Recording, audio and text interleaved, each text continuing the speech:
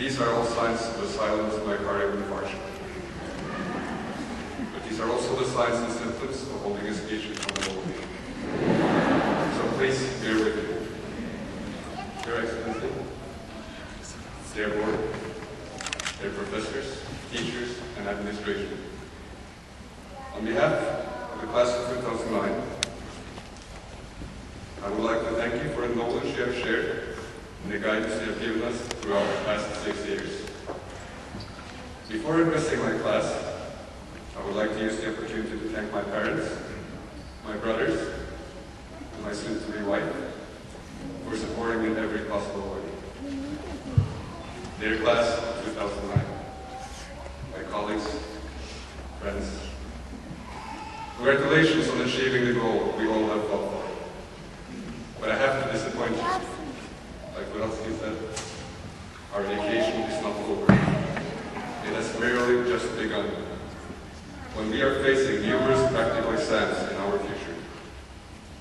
It is, as Albert Einstein once said, education is what remains after one has forgotten what one has learned in school. And he was right, because I already forgot how colonic tissue looks under a microscope. Sorry to say that I can't remember what role intron, extron, or megatron plays in our DNA. It is, however, required that we know how the different specialties are cooperating and how to cooperate with nurses and fellow doctors. It is essential that we remember that we are not gods, and also we are not expected to be, but we are expected to listen. And listen well to our patients' troubles. We have to respect our limitations, trust in our capabilities, and also very important, not to be afraid to use our creative minds. Now, I would like to share with you a story about my friend. He's a student like you and me. And his name is Stian Skramstad. And he's a really nice guy. And actually, he looks a little bit like everyone. He also came to Poznan to study medicine, completely unaware of the events waiting ahead of him. Stud was very eager to make new friends. So from the very first day he came to Poznan, he attended every social activity.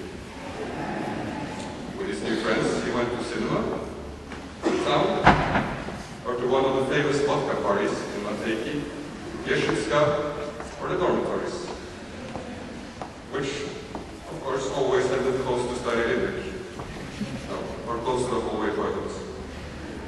But luckily, he remembered from philosophy, when in Rome, live as Romans do. Traversing the different bars and clubs in Poznan, slowly learned some Polish phrases. For example, o proszę jeden piwo. Which means, may I have the beer, please? And one that's very important today, poproszę, which means one umbrella, please. And most of you know my favorite, przepraszam, to dziecko nie jest mój. Which means, excuse me, this child is not mine.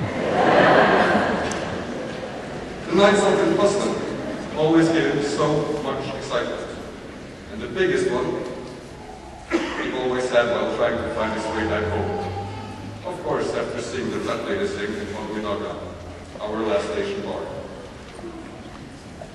Soon, my friend was to learn that passing exams is not so easy. And he had to learn it the hard way. Because he flunked out histology, biophysics, and pathology. But he didn't lose his motivation, nor mine, though he was pretty close a couple of times. He sat down and read until his eyes popped out. And the hard work turned out to pay off. Well, as much as his fellow students, he felt the need to celebrate his success, as he had passed all his exams halfway through his studies.